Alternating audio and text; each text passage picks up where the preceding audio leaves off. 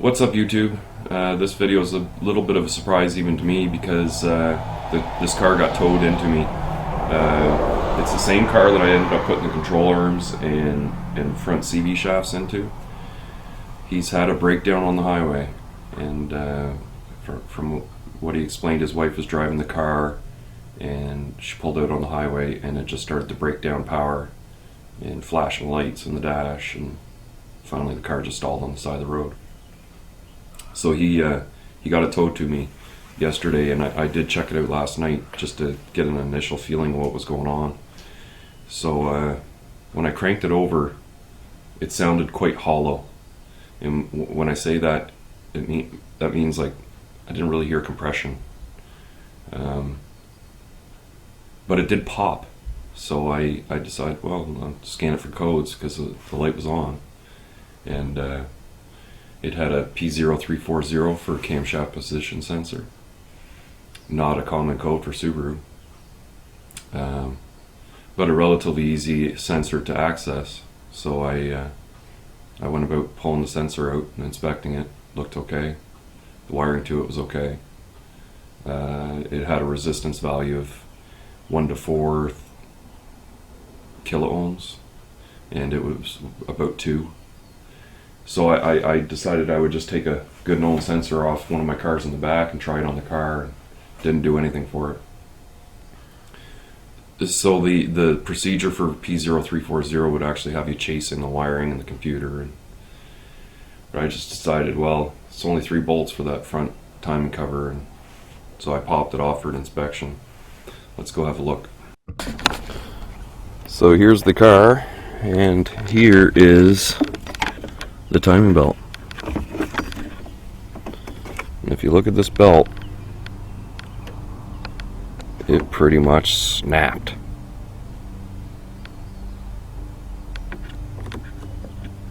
It's almost a clean break at a cog. There's a little bit of roughness or overheatedness to the back side of the belt. I'd suspect that some pulley seized on it. But what I'm going to do is I'm going to pull the front apart and get a better look. I'm outside on the street, so I don't want to be taking too long with this.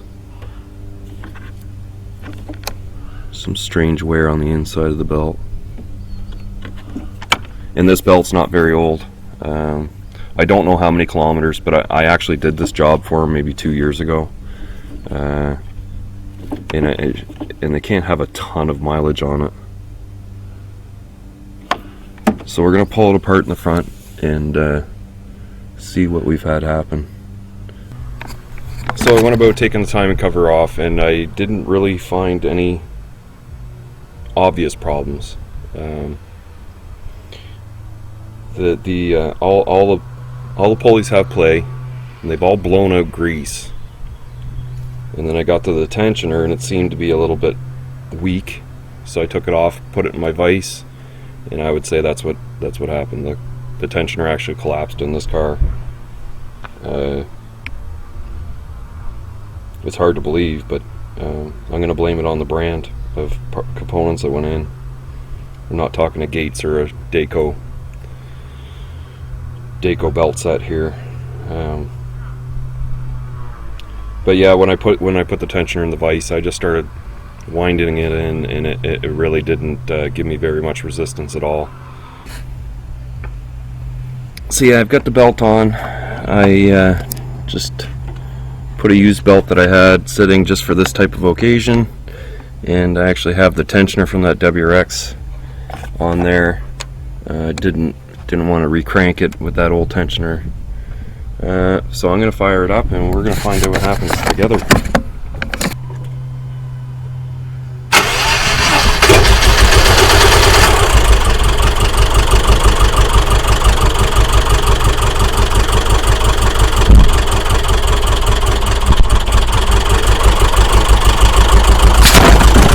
As you can see, we've got a bad engine. Definitely had some intake valves hit, and it's running so poor, I would expect both heads have been damaged.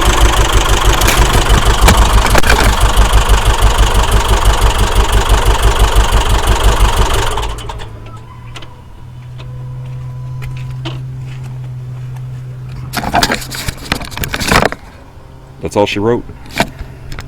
So I managed to limp the car up into my driveway, and ran pretty horrible. Basically just trying to just slightly feather the throttle so it wouldn't stall, but have enough power to just slowly lurch its way up the driveway. So I have air, and even my airline, I probably could have put another airline on there and probably made it to the car, but just rather do it in my driveway.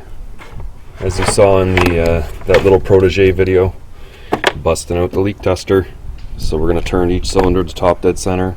I already have out the spark plugs, and we're going to start checking for some bent intake valves. The reason for this is I just need to absolutely confirm before disassembly that that's what's going on with this car. You just never know. See, I'm just going to hook up the gauge and we'll get the first one turned up, and we'll see how sad the story actually is. So I've already tested number one cylinder, and my compressor's probably getting a little bit low, but should be able to swing this around one more time. You can see I've gone way beyond 40 pounds or so.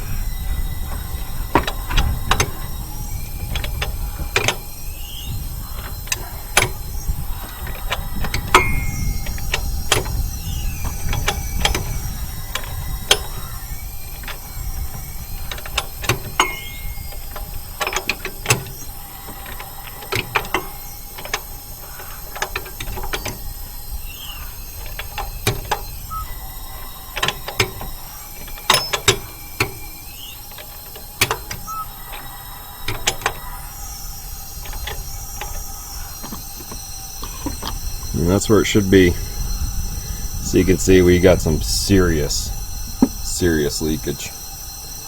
And obvious suspect is intake valves.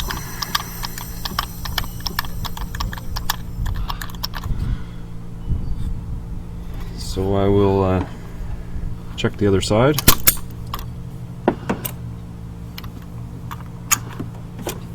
And see what it says. Okay, here we go.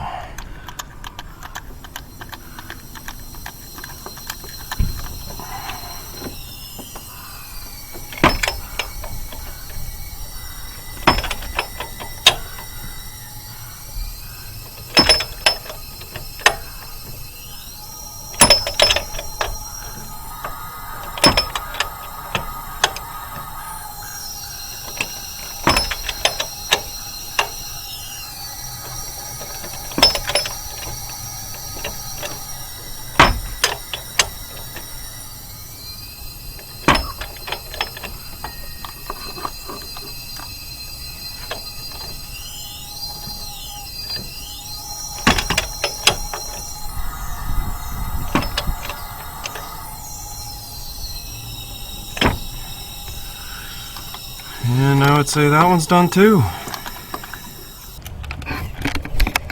Okay, I really can't tell if the camera's going to be able to actually pick this up, and now